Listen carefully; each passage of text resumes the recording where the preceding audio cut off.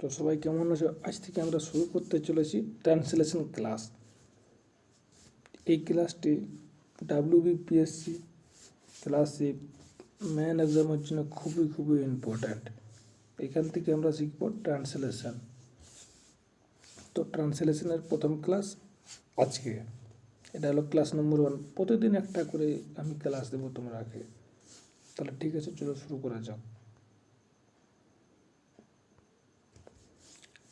রামকৃষ্ণ পরমহংসদেবের মাতা চন্দ্রমণি দেবী সরলতা ও কারুণ্যের দৃষ্টান্ত স্বরূপ ছিলেন।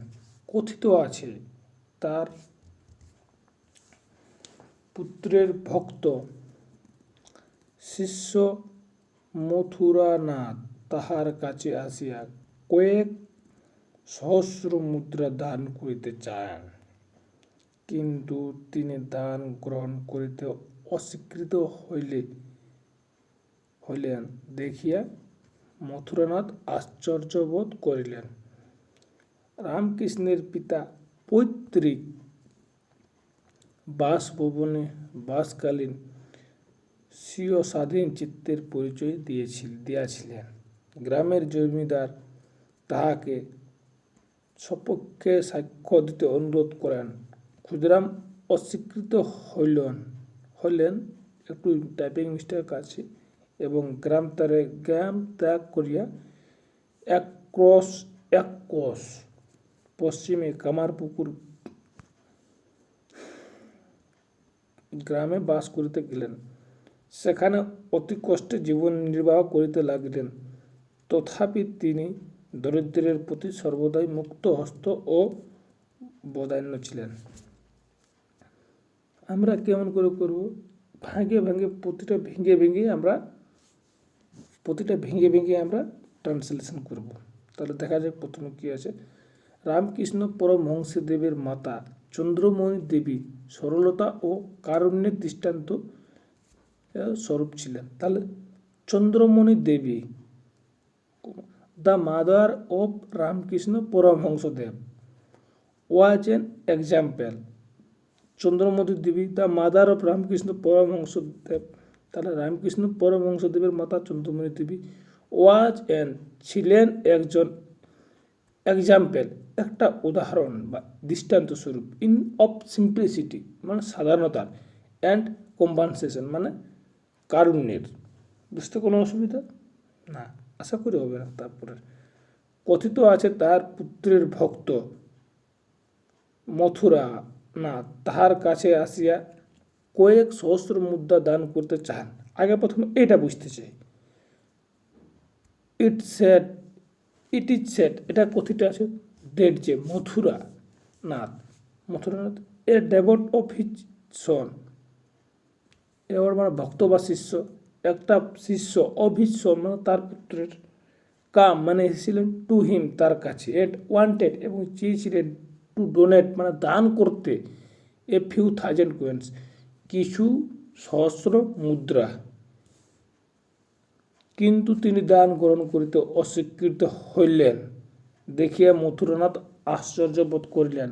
কি আছে? বাট মথুরানাথ ওয়াজ সারপ্রাইজ, কিন্তু মথুরানাথ অবাক হয়ে গেলেন। টু সি দেখে, that he refuse, say refuse বা অস্বীকার করে দিল, টু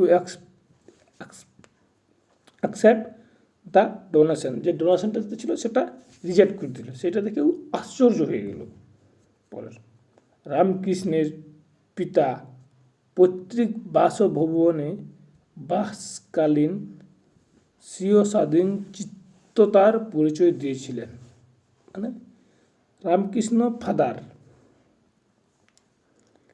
ডেমনস্ট্রেটেড মানে পরিচয় দিয়েছিলেন হিজ ইন্ডিপেন্ডেন্ট স্পিরিটি, তার যে স্বাধীনতা আত্মা বা স্বাধীনতা চিত্তের যে পরিচয়টা দিয়েছিলেন। হোয়াইল যখন he lives his essential home, যখন সে তার পৈতৃক পিতামাতার বাড়িতে বাস করত। গ্রামের জমিদার তাহাকে সপক্ষে সাক্ষ্য দিতে অনুরোধ করেন।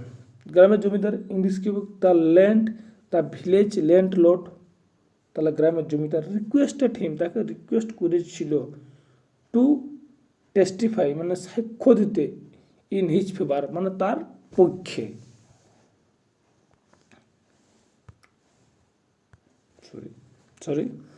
ক্ষুদিরাম অস্বীকৃত করেন এবং গ্রাম ত্যাগ করিয়া এক ক্রোশ পশ্চিমে কামারপুকুরে বাস করতে চলে গেলেন। ক্ষুদিরাম অস্বীকৃত করে দিলেন, অস্বীকৃত হইলেন, তাহলে ক্ষুদিরাম ওয়াজ রিজেক্টেড, ক্ষুদিরাম রিজেক্ট করতে অ্যান্ড লেফট দ্য ভিলেজ, এবং গ্রামটা ত্যাগ করে টু লিভ বাস করতে in the village of Kamarpukur, Kamarpukur গ্রামে বাস করতার জন্য চলে গেলেন। এ মাইল অফ ওয়েস্ট, 1 মাইল বা 1 কোষ পশ্চিমে। তাহলে তারপরটা, সে অতি কষ্টে জীবনযাত্রা নির্বাহ করিতে লাগিলেন। There he had to live a very difficulty life. এটা বুঝতে আশা করি কোনো অসুবিধা নাই। তথাপি তিনি দারিদ্র্যের প্রতি সর্বদাই মুক্ত হস্ত এবং বদান্য ছিলেন। মানে তিনি কষ্টকর জীবনযাপন করতেন, তা সত্ত্বেও তিনি গরিবদের জন্য সর্বদা মুক্ত হস্ত দান করতেন। এটা ইংলিশ। ইয়েট, তথাপি হি ওয়াজ অলওয়েজ ওপেন হিজ, তিনি তার হাত সর্বদাই খোলা রাখতেন। জেনারিয়াস টু দ্য পুর, এবং দান করতেন গরিবদের। থ্যাংক ইউ এতক্ষণ দেখার জন্যে। এরকম ভিডিও আরও প্রতিদিন আমি পোস্ট করব, আপনারা সবাই পাশে থাকুন।